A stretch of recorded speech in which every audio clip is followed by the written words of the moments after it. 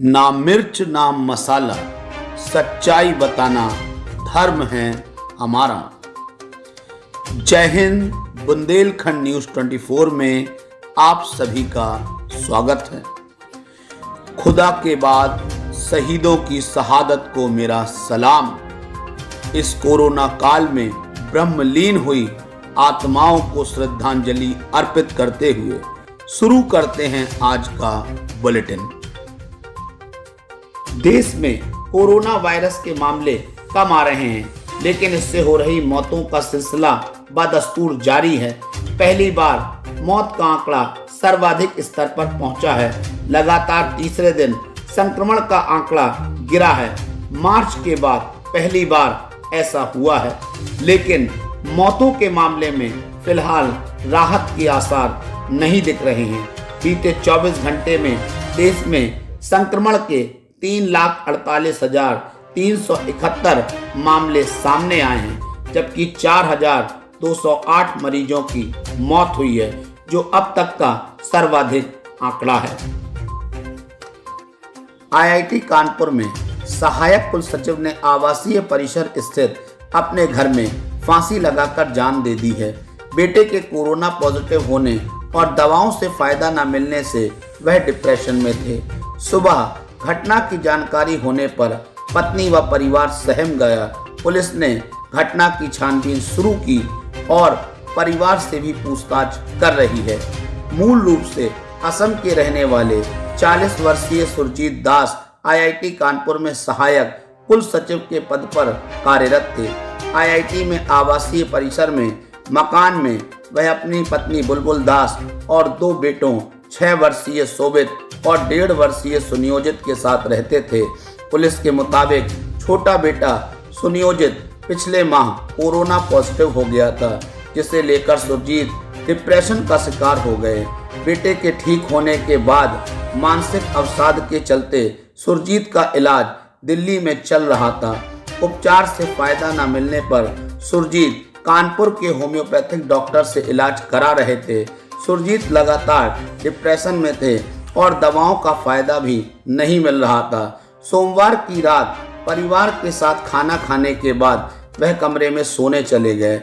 देर रात वह फिर बाहर आए और डाइनिंग टेबल पर खड़े होकर रस्सी के सहारे पंखे से फांसी लगा ली। सुबह नींद से जागी पत्नी बुलबुल पति को फंदे में लटकता देख अवाक रह गई। उनकी चीख पुकार सुनकर पड़ोसियों को घटना की जानकारी हुई और आईआईटी सिक्योरिटी को बुलाया। फांसी के फंदे से उन्हें उतारकर तुरंत अस्पताल ले गए, जहां डॉक्टरों ने उन्हें मृत घोषित कर दिया। कोरोना का कहर पूरे देश में अपने चरम पर है।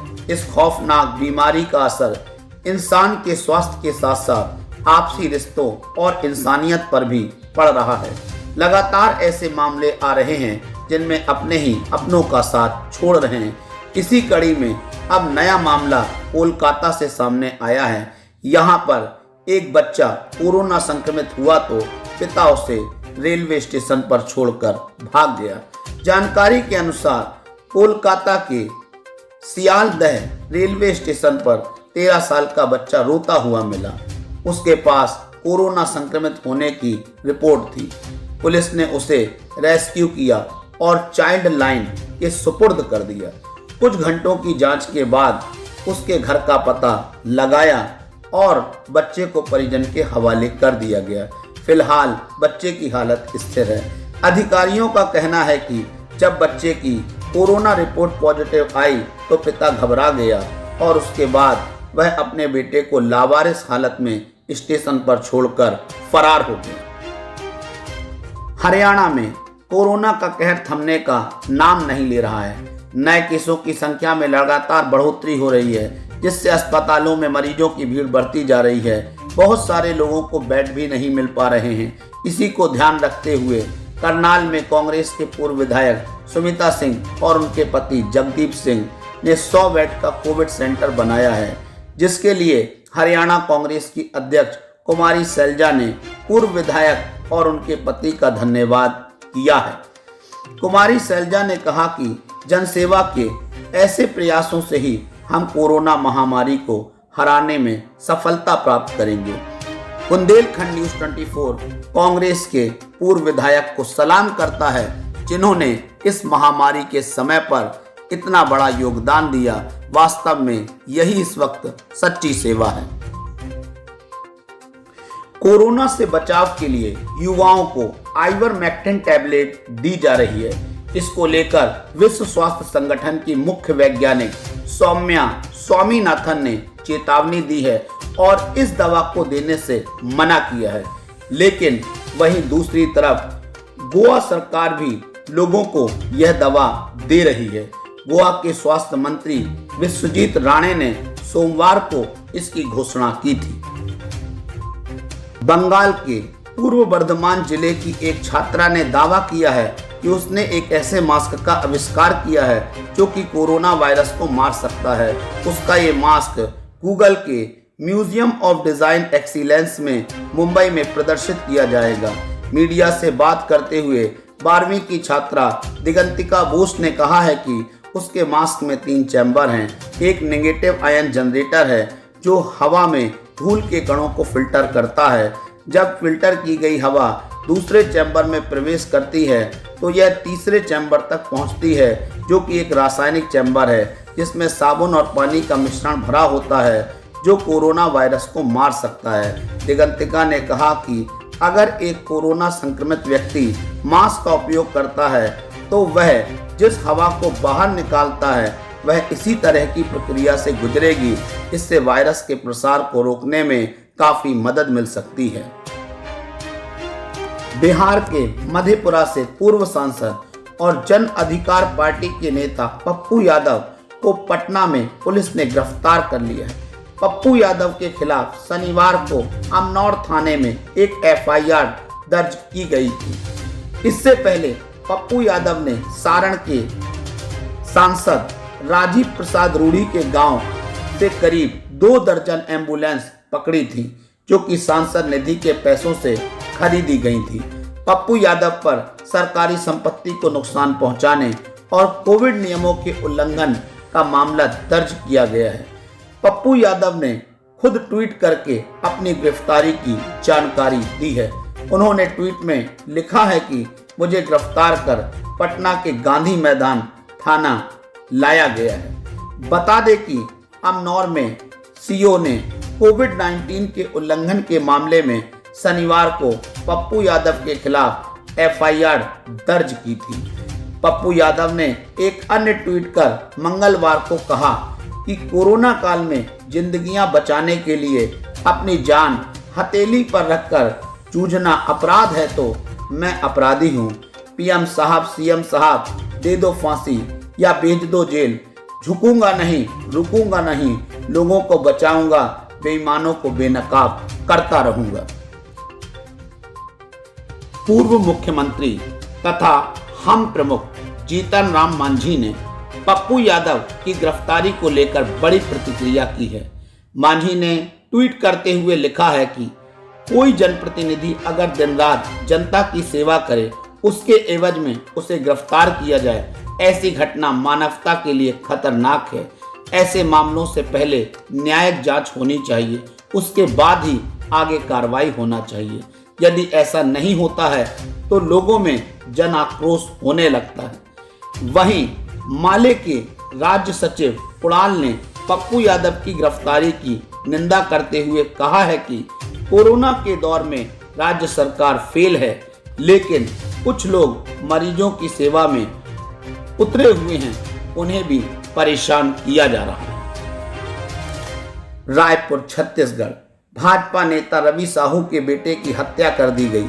इसके बाद आरोपी ने सबको बोरे में भरकर मोहल्ले के तालाब में फेंक दिया। पुलिस ने मंगलवार को शव बरामद करने के कुछ ही घंटों के बाद हत्या के आरोपी को गिरफ्तार भी कर लिया।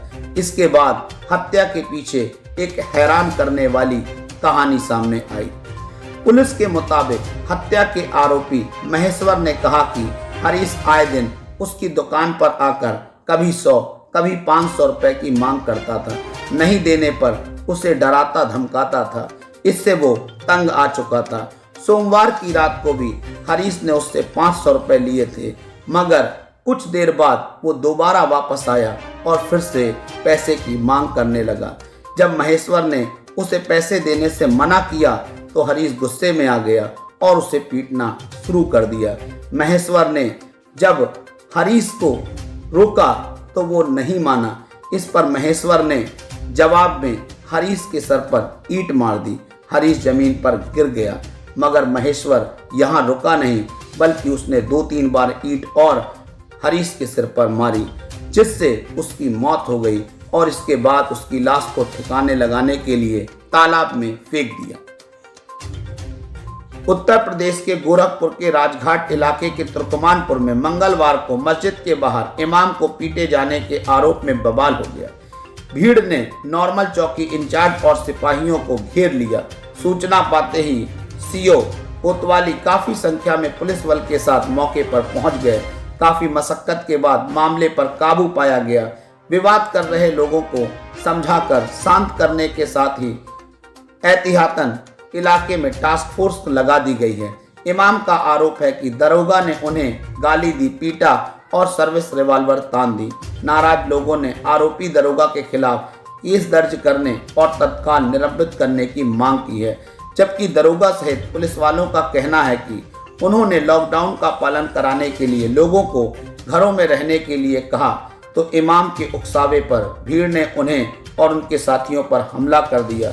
उधर एसएसपी ने चौकी इंचार्ज अरुण सिंह को निलंबित करते हुए सीओ को जांच सौंप दी।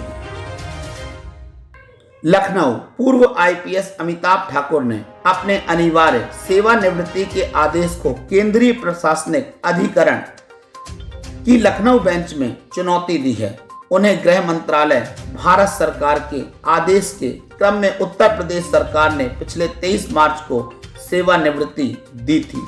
अमिताभ ठाकुर ने अपनी याचिका में कहा है कि भारत सरकार और उत्तर प्रदेश शासन के आदेश पूरी तरह गलत हैं और मात्र उनके प्रति व्यक्तिगत तथा व्यवस्थाजन्य विद्वेष पूर्वाग्रह के कारण पारित किए गए हैं, जिससे उनका पूरा परिवार दुष्प्रभावित हुआ है। अमिताभ ने कहा कि यूपी शासन ने बिना कारण व आधार के मनमाने ढंग से उनका नाम चुनकर उन्हें सेवा से निकाले जाने की संतुति की, जिसे भारत सरकार ने अनुमोदित कर दिया। प्रयागराज नैनी कीटगंज थाना क्षेत्र के नए यमुना पुल से मंगलवार को दोपहर एक ही परिवार के 5 लोगों ने यमुना में छलांग लगा दी, जिससे वहां हड़कंप मच गया। परंतु वहां पर नाविकों की उपस्थिति के कारण से 5 लोगों को सुरक्षित बाहर निकाल लिया गया है।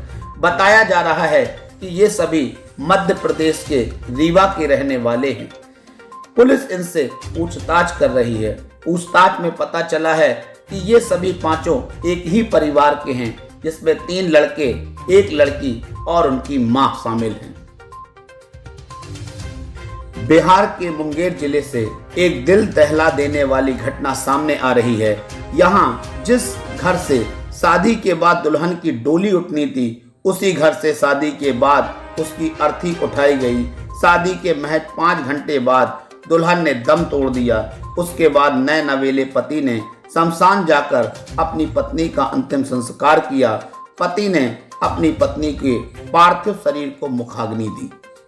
कोरोना वायरस पर आए नए रिपोर्ट से बुरी तरह घिरने के बाद अब चीन विश्व का ध्यान भटकाने के लिए अलग अलग देशों को लगातार धमका रहा है। पहले चीन ने बांग्लादेश को खुली चेतावनी दी और इसके बाद ऑस्ट्रेलिया को बैलिस्टिक मिसाइल की धमकी दी। चीन की मीडिया ग्लोबल टाइम्स ने ऑस्ट्रेलिया को बैलिस्टिक मिसाइल की धौंस दिखाई है।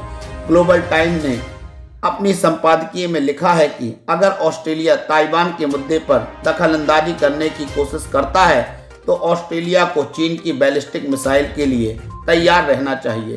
ताइवान को लगातार मिल रहे इंटरनेशनल समर्थन से चीन बौखलाया हुआ है। ग्लोबल टाइम ने अपनी बौखलाहट संपादकीय के माध्यम से दिखाने की कोशिश की है।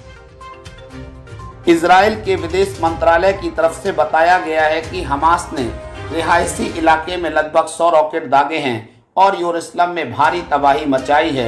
ऐसे ही एक हमले में भारतीय महिला सौम्या संतोष की मौत की खबर भी सामने आई है। आपको बता दें कि यरूशलेम स्थित अल अक्सा मस्जिद में फिलिस्तीनियों और इजरायली सुरक्षा बलों के बीच में सोमवार को तीखी झड़प हो गई थी। इस झड़प ने हिंसक रूप ले लिया था।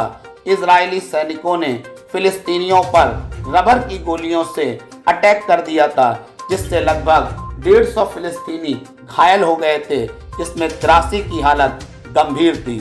फिलिस्तीनियों की आंखों पर और चेहरे पर काफी गंभीर चोटें आई थी। इसी का बदला लेने के लिए अब हमास ने इजराइल पर लगभग 100 से ज्यादा रॉकेट दागे और वहां पर भारी तबाही मचा दी है। इस बुलेटिन में दिखाई गई कौन सी खबर आपको सबसे ज्यादा पसंद आई है, हमारे कमेंट बॉक्स में आकर हमें जरूर बताएं। अगर आपने अब तक हमारे चैनल को सब्सक्राइब नहीं किया है तो इसे तुरंत सब्सक्राइब कर लें और बगल में बने हुए बेल आइकन को प्रेस करें, इससे हर बुलेटिन आपको सबसे पहले देखने का मौका मिले। इस बुलेटिन को तुरंत लाइक करें और अपने मित्रों, परिचितों, दोस्तों को ज़्यादा से ज़्यादा शेयर करें। मैं आपको बताना चाहता हूं कि ये बुलेटिन प्रत्येक दिन जारी होता है और इसके जारी होने का समय दोपहर 12 से 1 के बीच का होता है। तो आपसे गुजारिश है कि आप इस बुलेटिन को देखते रहें और हमारी निष्पक्ष पत्रकारिता को सराहते रहें। आज के लिए बस इतना ही। जय हिंद, जय भारत।